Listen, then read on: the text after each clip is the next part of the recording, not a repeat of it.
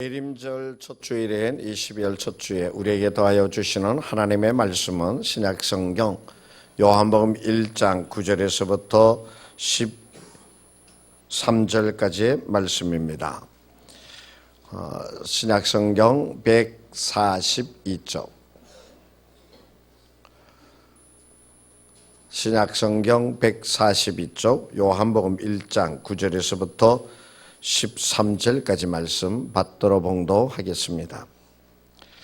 참빛 곧 세상에 와서 각 사람에게 비치는 빛이 있었나니 그가 세상에 계셨으며 세상은 그로 말미암아 지은 바 되었으되 세상이 그를 알지 못하였고 자기 땅에 오매 자기 백성이 영접하지 아니하였으나 영접하는 자 곧 그 이름을 믿는 자들에게는 하나님의 자녀가 되는 권세를 주셨으니 이는 혈통으로나 육정으로나 사람의 뜻으로 나지 아니하고 오직 하나님께로부터 난 자들이니라. 아멘. 오늘이 며칠이죠? 12월 3일. 12월이 되었죠. 12월이 되면 제일 많이 생각나는 것이 뭐예요? 아직 덜 크신 분들. 12월이 되어지면 성탄이 제일 기다려지기도 하죠. 그죠? 그리고 12월이 되면은, 하얀 눈이 내려서 온 세상이 하얗게 되어지고, 저는 그런 생각을 해봐요. 하얀 설원을 그냥 내가 그냥 마냥 걸어가는 그 모습을 좀 그려보게 되어지는데요. 12월이 되어지면 바로 그렇게, 이제 우리의 삶을 준비하고 마무리해가고 하는 그러한 시간이 되어지는 것 같습니다. 이 12월 한 달을 가리켜서 교회력으로는 대림절이라고 그렇게 얘기를 합니다. 이 대림절이라고 하는 것은 바로 예수님을 맞이할 준비를 한다라고 하는 것이에요. 그래서 이 한 달 동안 예수님을 맞이하기 위해서 내가 어떻게 해야 될 것인가, 무엇을 해야 될 것인가, 어떻게 나가야 될 것인가 라고 하는 것을 생각해 보면서 준비하면서 맞이하게 되어지는 것이에요. 우리가 좀 큰 손님을 맞이하게 되어질 때 어때요? 준비를 잘해서 잘 맞이해야지만 내 자신도 기쁘고 그렇게 이렇게 손님으로 오신 분들도 큰 기쁨을 가지게 되어지잖아요. 그런데 내가 준비하여 맞이하지 못하게 되어질 때 나의 자신도 그렇게 편하지를 않아요. 뭔가 모자란 것 같고 뭔가 뒤죽박죽이 되어진 것 같은 그런 어설픈 생각이 들 뿐더러 오시는 손님도 기분이 그렇게 벽 좋지 않은 언짢은 시간을 가지게 되어질 것입니다. 예수님께서 하늘의 보좌를 버리시고 이 땅에 인간의 몸을 입고 오셨잖아요. 그런데 그 오신 예수님을 제대로 준비하여 맞이 못하였기 때문에 어떤 일이 일어나게 되어집니까? 동방의 박사들이 별을 쫓아서 왔는데 별을 잊어버렸잖아요. 그래서 그들이 어디로 갔죠? 헤롯 궁에 들어갔어요. 들어가서 유대의 왕이 탄생한 곳이 어디냐라고 물었을 때에 마태복음 2장 3절의 말씀에 보면 헤롯 왕과 온 예루살렘이 이 말을 듣고 크게 소동하였다라고 그랬어요. 왜? 그들은 예수, 아기 메시아, 유대의 왕 으로 오실 그 예수를 맞이할 준비를 하고 있지 않았기 때문에 난데없이 동방박사들이 와서 왕이 탄생한 곳이 어디냐라고 물으니까 그렇게 소동을 일으킬 수밖에 없었다라고 하는 것이. 그런데 그들이 전혀 예수가 탄생할 것을 어디서 탄생하느냐라고 하는 것을 몰랐느냐 하면 그렇지 않습니다. 그 당시에 사람들은 전부 다 유대인이라면 메시아 대망 사상이라고 그래가지고 구약에서 메시아 그때가 되면 그가 오면 말씀하여 주신 그 메시아가 오시기를 굉장히 사모하고 있었어요. 그것을 신학에서는 메시아 대망 사상이라 그렇게 얘기를 합니다. 그렇게 메시아가 오시기를 대망하고 있었어요. 그래서 동방 박사들이 어디서 탄생하느냐라고 물었을 때에 서기관과 거기에 관계되어진 자들이 유다 베들레헴입니다라고 얘기해 줄 정도로 그가 탄생할 곳이 베들레헴이라고 하는 것을 알고 있었다는 것이에요. 알고 있었다는 거예요. 그럼에도 불구하고 그들이 메시아를 맞이할 준비를 하지 않고 있었기 때문에 소동이 일어나고, 그리고 예수를 배척하게 되어지고 결국은 예수를 십자가에 못 박는 자들이 되어지고 말았다라고 하는 거예요. 오늘 제가 읽은 본문의 말씀 요한복음 1장 11절에도 뭐라고 말씀하고 있어요? 자기 땅에 오매 자기 백성이 영접하지 아니하였다라고 말씀해 주고 계시잖아요. 자기 땅에 왔음에도 불구하고 그 백성들이 영접하여 주지 아니했어요. 모른 척 했어요. 예수님께서 말씀을 전하며 천국의 복음을 전할 때에도 그를 따라다니던 많은 사람들이 뭘 요구했느냐 하면 표적을 요구했어요. 내가 하늘에서 왔느냐, 내가 메시아로 이 땅에 왔느냐, 그러면 그 표적을 우리에게 보여달라고 얘기하고 있는 것을 보게 되어져요.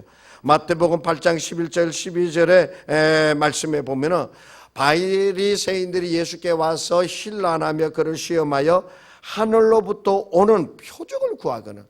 하늘로부터 가지고 온 표적을 우리에게 보여줘라. 그러면 우리가 너를 믿겠다는 거예요. 그럴 때 예수님께서 12절의 말씀에 보면 예수께서 마음속으로 깊이 탄식하시며 이르셨다라고 그렇게 말씀하셨어요. 그 백성들이 자신을 믿지 못하고 하늘에서부터 온 표적을 내놔봐라. 그러면 우리가 믿겠다고 그러니까 그 얘기를 들은 예수님이 깊이 탄식하셨다라고 말씀해 주고 계시는 것이에요. 고향에 돌아가셔도 마찬가지였어요. 마태복음 13장 32절의 말씀, 13장 55절의 말씀에 보면 예수님께서 고향에 돌아갔을 때 그 예수가 탄생하고 자라고 한 것을 고향 사람들이 다 알고 있잖아요. 그래서 뭐라고 그래요? 그는 목수의 아들이 아니냐? 그 어머니는 마리아, 그 형제들은 야고보, 요세, 시몬, 유다라 하지 않느냐? 그렇게 네가 탄생하면서부터 우리가 다 알고 내가 자라나는 것도 다 알고 내 부모가 내 형제가 누구인지 우리가 다 아는데 네가 무슨 하늘에서 왔다고 그러느냐, 네가 무슨 메시아라고 그러느냐 라고 하면서 고향의 사람들도 예수를 배척하고 말았더라라고 하는 것이에요. 그래서 결국은 예수를 그들은 십자가에 못 박아 죽여버리고 말았습니다.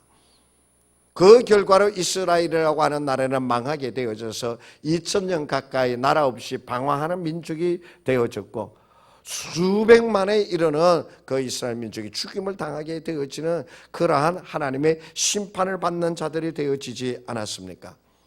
이제 우리는 12월에 성탄절을 준비하고 맞이하면서 우리는 유대인들이 가졌던 것 같은 어리석음을 벗어버리고 정말 다시 오실 예수님, 우리가 지금 예수님을 맞이할 준비를 한다라고 하는 것은 다시 오실 예수님을 맞이할 준비를 하는 것이지요.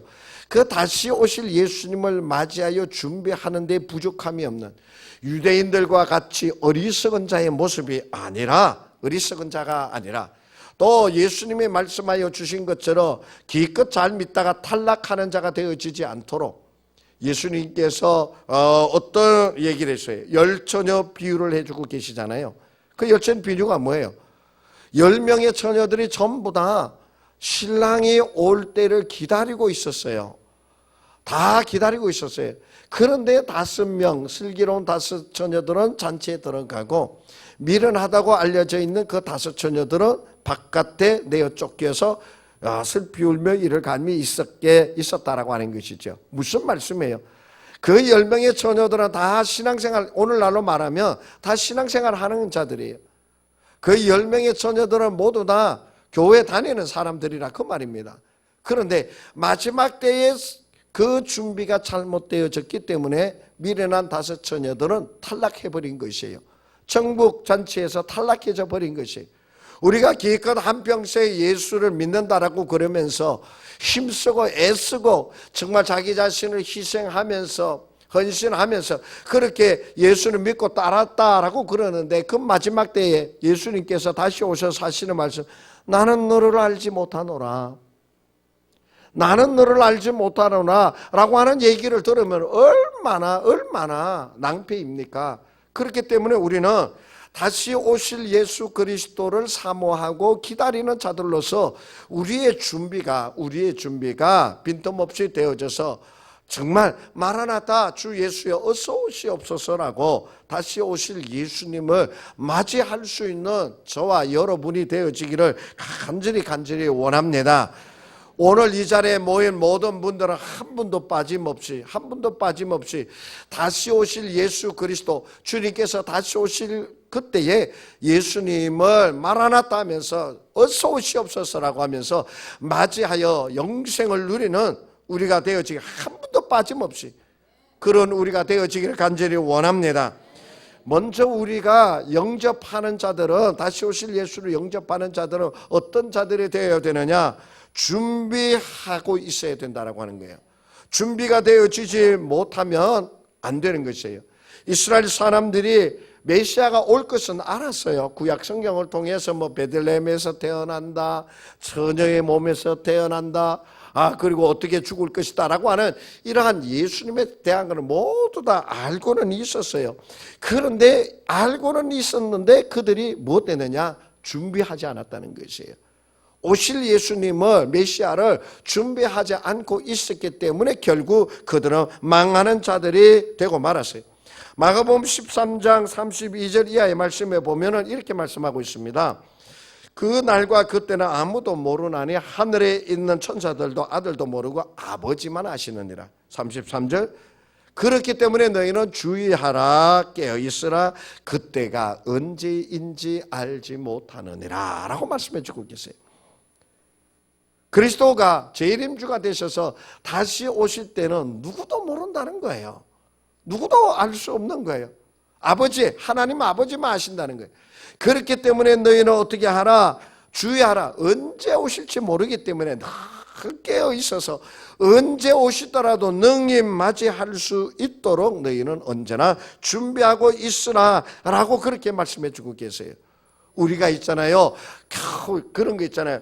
열심히 하다가 아이고 좀 쉬자 했는데 선생님이 들어가지 이 녀석은 맨날 이렇게 논다고. 그죠? 예전에 그런 거 많이 있었죠. 열심히 했는데 잠깐 논다고 그냥 이렇게 이러고 쉬고 있는데 오셔가지고 너는 맨날 근무냐고요.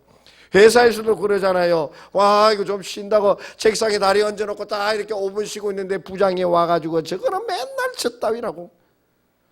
언제 오실지 모르는 예수님의 재림주, 그가 언제 오실지 모르기 때문에 우리는 항상 긴장하면서 항상 깨어 있어서 기다리는 자가 되어야 되는 거예요. 그래서 마가복음 13장 35절 36절에 보면 이렇게 말씀하고 있어요. 그러므로 깨어 있어라. 집주인이 언제 올는지, 혹 저물 때 일는지, 밤중일는지, 다굴 때 일는지, 새벽일는지 너희가 알지 못함이라. 그가 호련히 와서 너희가 자는 것을 보지 않도록 하라. 그렇게 말씀해 주고 계세요. 우리가 자고 있을 때, 우리가 포들해져 있을 때, 퍼져 있을 때 주인이 오게 되어지면, 예수님이 다시 오시게 되어지면 아까 말씀드린 대로 그렇게 책망받는 자가 되어줄 수밖에 없다는 것이에요. 그렇기 때문에 우리는 언제나 언제 오실지 모르는 그 주님을 항상 긴장하고 깨어서 준비하는 자가 되어야 돼요. 여러분들은 요즘 여러분들에게 있어서 아마 염려하는 것 중에 하나가 노후 생활에 대한 염려를 많이 하실 거예요. 그죠? 제가 이러고 보니까 앞으로 50년 이상 사실 분들은 몇 분 안 계세요. 50년 이상, 30년은 살 수도 있을 것 같은데 50년 이상 사실 분들 많이 안 계실 것 같은데, 그런데 그 50년 후를 살 것을 생각하면서 여러분 노후 걱정 많이 하지요. 요 연금을 덕가 집을 어디에서 사서 상가를 사가지고 월세 받아 먹고 살까? 내가 이제 집은 절대로 자식에게 안 준다고. 내 저 집 가져야지만 난 늙을 때 그냥 불쌍하지 않게 그냥 잘 살게 되어질 거라고. 그러면서 노후 준비하잖아요. 그 50년을 준비하잖아요. 근데 하나님의 나라는 어때요? 50년이에요? 500년이에요? 성경은 천년왕국이라고 말씀하고 있어요. 우리가 50년을 살기 위한 노후 준비는 그렇게 독하다는 얘기를 들으면서 자식한테 집도 안 준다고 그런 얘기 들어가면서 준비를 하는데, 주와 함께 천년왕국을 살게 되어지는 그 영원한 삶을 위해서는 여러분 무엇을 준비하고 있느냐는 거예요. 그것도 언제 내가 죽을런지, 언제 주님이 이 세상에 다시 오실런지 그때를 알지 못하는 그러한 시간을 살아가면서 우리가 그 영원한 하나님의 나라를 위하여 무엇을 준비하고 있느냐라고 하는 것이, 우리가 준비하고 있지 않게 되어진다면 정말 미련한 다섯 처녀가 되어져서 잔치 자리에 가지 못하고 기다렸던 모든 것이 헛것이 되어져 버리고 바깥 어두운 데서 슬피 우는 자가 되어지고 말 것입니다. 그렇기 때문에 우리는 언제나 완벽한 준비를 하고 있어야 돼요. 누가복음 2장에 보면 시몬과 안나라고 하는 선지자에 대한 얘기가 나옵니다. 그 누가복음 2장 27절에 보면 시몬이라고 하는 사람에 대한 얘기가 나오는데, 성령의 감동으로 성전에 들어가매 마침 부모가 율법의 판례대로 행하고자 하여 그 아기 예수를 데리고 오는지라. 이 시몬이 성령의 감동이 되어져서 성령의 이끌심을 받아서 성전에 들어가게 되어질 때 마침 누가 왔느냐? 아기 예수가 정결 예식을 받으려고 성전에 들어오는 것을 보게 되어지는 거예요. 시몬은 그가 아기 예수 메시아이시다라고 하는 것을 한눈에 알아보게 되어집니다. 그래서 그 아기 예수를 안고 하늘을 우러러, 하나님 이제 나를 편안하게 하시나이다. 내가 이렇게 삼하고 기다렸더니 메시아가 내가 내 눈으로 보았습니다 라고 하면서 하나님 앞에 영광 돌리는 그 모습이 있게 되어져요. 그가 언제나 성령의 감동이 되어져서 기다리고 있었기 때문에 그가 아기 예수 메시아를 만날 수 있는 자가 되어졌다라고 하는 사실이, 누가복음 2장 37절 이하에 보면은 안나 여선지자에 대해서 얘기 나옵니다. 과부가 되고 84세가 되었더라. 이 사람이 성전을 떠나지 아니하고 주야로 금식하며 기도함으로 섬기더니 아기 예수를 만난 자가 되어진 것이, 84세라고 그러면 요새는 100세가 넘는 사람일 거예요. 그가 성전을 떠나지 아니하고 주야로 금식하면서 기도하면서 성경의 구약에서 약속하여 주신 그 메시아가 오실 때를 기다리면서 성전을 떠나지 않고 기도하며 금식하며 사모하며 기다렸기에 그가 메시아 아기 예수를 만날 수 있는 자가 되어졌더라라고 하는 것이, 우리가 준비하고 기다리는 것이 바로 이렇게 안나와 시몬처럼 성령의 감동을 받아서 성령의 이끌리심을 받아서 성령의 말씀하여 주심으로 깨우침을 받아서 아기 다시 오실 예수를 만나는 우리가 되어지기를 바라고요. 그리고 안나처럼 주야로 금식하면서 경건한 생활을 하면서 약속을 믿으면서 성전을 떠나지 않으면서 사모하고 기다려서 안나와 같이 아기 예수를 만난 안나처럼 다시 오실 예수 그리스도를 만나도록 준비하고 기다리는 자가 되어야 될 줄로 믿습니다. 누가복음 12장 36절의 말씀에 보면 이런 말씀이 있어요.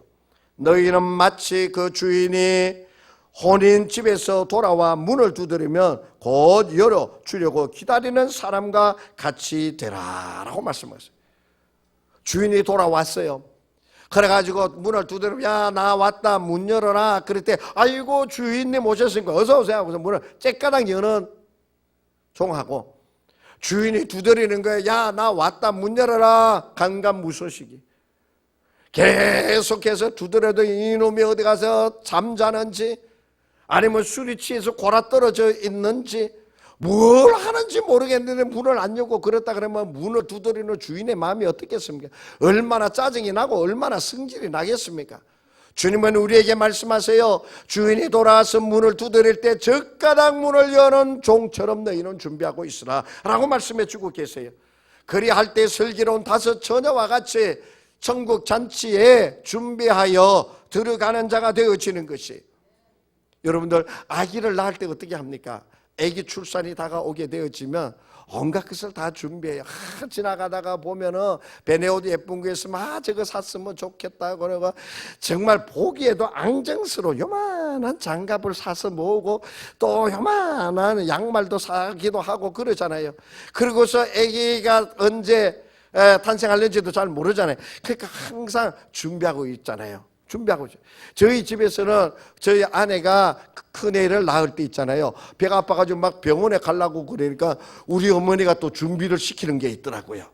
뭐냐 하니까는 오래 그러더니 그거 삼겹살 같은 돼지 기름 많이 나오는 거 있잖아요. 그걸 막 하더니 이걸 먹고 가야지 애가 쑥 나온디야. 왜 그런가 했더니 그 기름이 미끄럽잖아요. 그러니까 하시는 말씀이 이 기름기, 이거 기름기 있는 걸 많이 먹고 가야지 미끈미끈해가지고 애가 그냥 쑥 빠진디야. 옛날 어른들이 그 애 낳는 게 힘들고 어려우니까 고기 먹고 힘내서 애 낳으라고 그렇게 얘기한 것 같아요. 그렇게 준비를 하잖아요. 그렇게 준비하게 되어질 때 출산의 기쁨을 얻게 되어지잖아요. 우리가 다시 오실 예수님을 아무런 준비하지 아니하고 맞이하는 것이 아니라 다시 오시는 것은 분명해요. 다시 오시는 것은 확실해요. 그분이 또 어느 때 오시는지 도적같이 오신다고 성경은 말씀하고 있어요. 그 도적같이 오시는 예수님, 다시 오시는 재림의 주, 심판의 주로 오시는 그 예수님을 어떠한 때이라도 우리가 잘 맞이할 수 있도록 늘 준비하면서 우리가 기다리는, 다시 오실 예수님을 잊지 않고 기다리는 마라나타, 아멘 주 예수여 어서 오시옵소서라고 맞이할 수 있는 우리가 되어지기를 간절히 원합니다. 한번 따라서 합시다. 마라나타. 다시 한번 마라나타. 아멘 주 예수여 어서 오시옵소서. 아멘 주 예수여 어서 오시옵소서. 할렐루야. 예수님이 다시 오신다고 그러는데 바위야 나를 덮어라, 산을 나를 덮어라.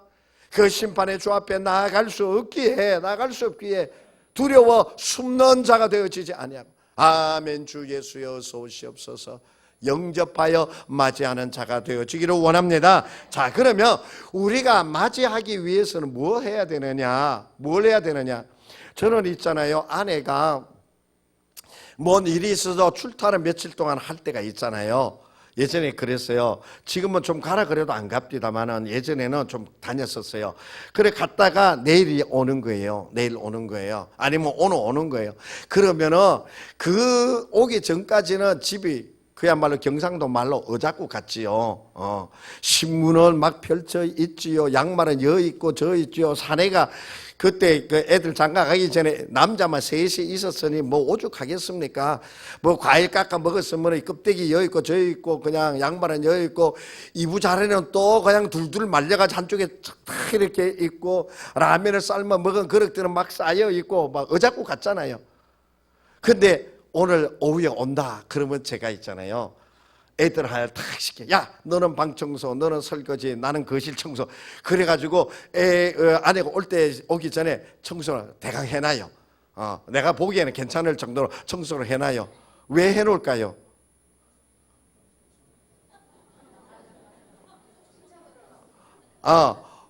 출타하고 온 양반이 딱 보았을 때 기분 좋으라고. 우리가 아무리 청소해도 저희 아내 굉장히 깔끔하거든요.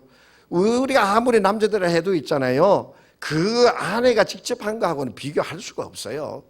어떨 때는 와가지고 자기가 대강 또 다시 해요. 그런데도 그렇게 하는 거예요. 왜? 오시는 분 기쁘도록. 어서 오시옵소서 마님 이렇게 해서 기쁘게 해드리도록. 우리가 다시 오실 예수를 맞이하기 위해서는 어떻게 해야 되느냐? 청소해야 돼요. 왜 청소해야 되느냐? 주님께서 이 땅에 오셔서 복음 사역을 시작하시면서 제일 먼저 외치신 것이 뭔지 아십니까?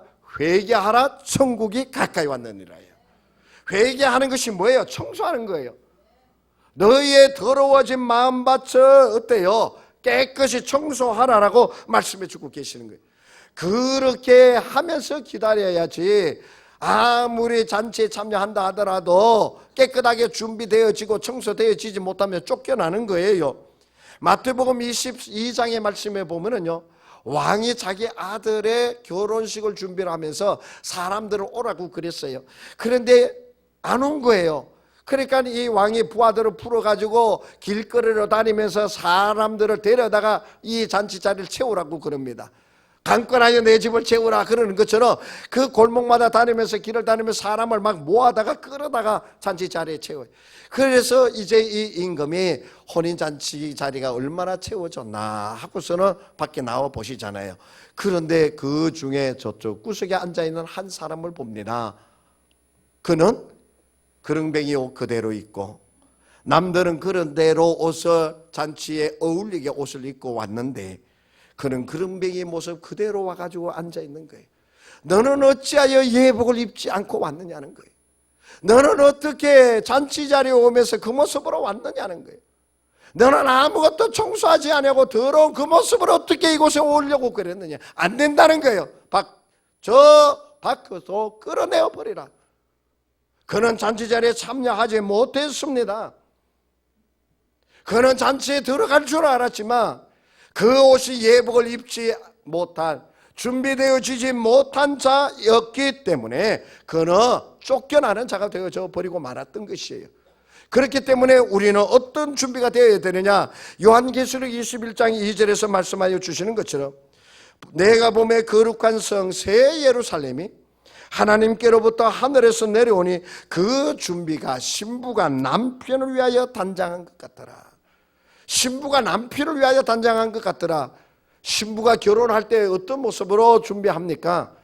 그날은 세상에서 자기가 가장 예쁘게 치장하는 거예요.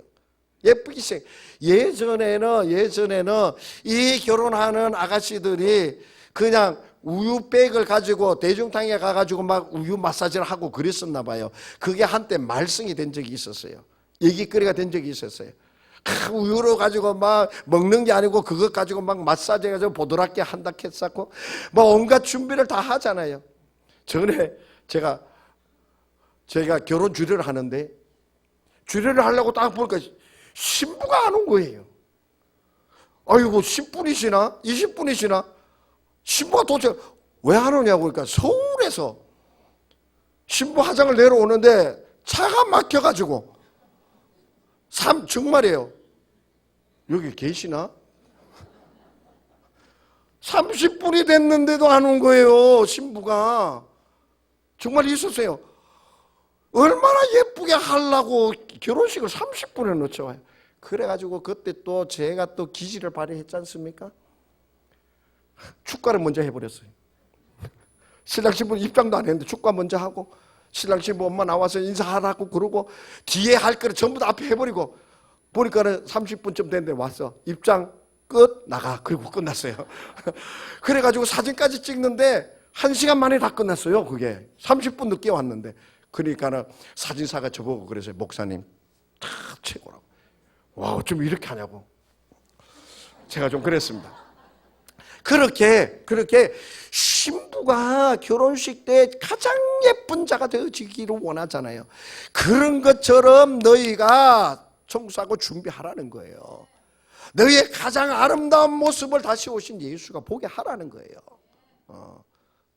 재림의 주가 왔는데 더럽고 추한 모습 보고 찔찔거리는 세수도 안 하고 이빨도 안 닦아 그 모습 흥크러진 머리를 가지고 사람들이 저를 보고 그래요.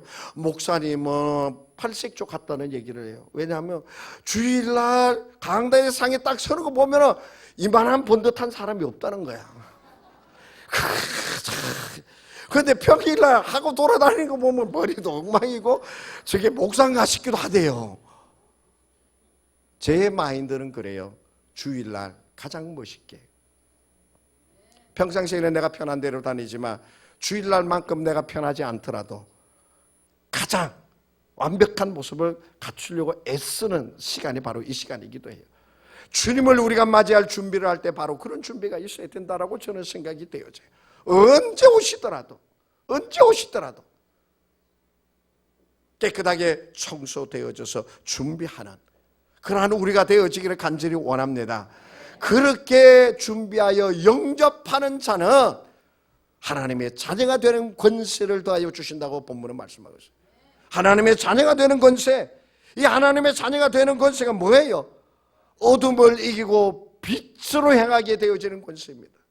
이 세상은 점점 더 어두워져 가고 있어요. 이 세상은 점점 더 혼란스러워 가고 있어요. 때로는 내가 가고 있는 이 길이 바른 길인지 도통할 수가 없을 때가 있어요. 빛의 자녀들은 있잖아요. 빛의 인도를 받아가게 되어집니다. 그렇기 때문에 어디를 가든지 바른 길을 갈 수 있게 되어지는 것이에요. 우리가 영접하는 자, 다시 오실 예수님을 맞이할 수 있는 모든 준비를 갖추고 있는 자는 이 세상에, 어두운 세상에, 혼란스러운 세상에 살고 있지만 빛의 자녀의 권세로 나아가게 되어질 줄을 믿습니다. 그렇기 때문에 무엇을 하든지 담대할 수 있어요. 그래서 무엇을 하든지 당당해요. 왜? 내가 다시 오실 예수님을 맞이할 준비를 갖춘 자이기 때문에. 당당하고 담대하게 이 어둡고 혼란스러운 세상에서 하나님의 자녀로 나아가게 되어진다는 말씀이에요. 또 우리가 하나님의 자녀의 권세는요, 주님이 나와 함께 하심의 그 흔적을 드러내는 거예요. 제가 매일 자주 말씀을 드리고 자주 기도하잖아요. 주께서 함께 하심을 드러내는 그 흔적을 드러내는 자가 하라. 우리가 살아가는데 나 혼자 있는 것이 아니라 저 사람은 언제나 주께서 함께 하시는 것 같아. 저 사람 하는 것을 보면 언제나 하나님 함께 하시는 것 같아. 예전에 곽선희 목사님이 있잖아요. 곽선희 목사님이 그 6.25 때 남하를 하면서 넘어오는데 이게 이 길로 갈지 이 길로 갈지 모르잖아요. 그죠? 잘못 가다가는 공산당 괴뢰군 만나게 되어지면 죽임을 당하게 되어지고 전쟁터 속에 들어가는 거예요. 그런데 이 곽선희 목사님이 정말 가는 곳마다 이걸 잘 피해서 간 거예요. 그리고 흩어져서 다른 길로 간 사람은 뭐 가다가 뭐 사고를 당했다 뭐 그러니까 그때 같이 피난 내려온 사람들이 그랬대요. 저 사람 쫓아가면 산다고. 곽선희 목사님이 그 얘기를 들었어요. 저 사람 쫓아가면 산다고. 6.25의 그 혼란스러운 그 죽음의 길을 가면서도 저 사람 쫓아가면 산다고. 이게 바로 그리스도의 흔적을 가지고 사는 자의 모습이에요. 우리가 살아가게 되어질 때 많은 사람들이 우리를 보고 저 사람처럼 하면 돼, 저 사람처럼만 하면 돼, 저 사람만 따라가면 돼, 그 얘기를 들을 수 있는, 그리스도의 흔적을 드러내기에 부족함이 없는 영접하는 자, 다시 오실 예수 그리스도를 영접하기는 준비를 다하여 나아가는 우리가 되어지기를 간절히 원합니다. 그래야 여러분을 통하여 하나님의 역사가 일어나고 여러분을 통하여 주님의 뜻이 이루어져서 정말 이 땅에서 하나님의 자녀된 권세를 누리면서 살기에 부족함이 없는 그러한 우리가 되어지기를 간절히 원합니다. 기도하시겠습니다. 하나님 아버지, 다시 오실 예수 그리스도를 사모하며 준비하여 청소하며 다시 오실 예수님을 맞이하게 되어질 때 하나님의 자녀가 되어지는 권세로 채워주시어서 이 어둡고 혼란스러운 세상에서 하나님의 자녀된 권세를 가지고 살아가는 담대한 자가 되어지게 하여 주시옵소서. 예수님의 이름으로 기도하옵나이다. 아멘.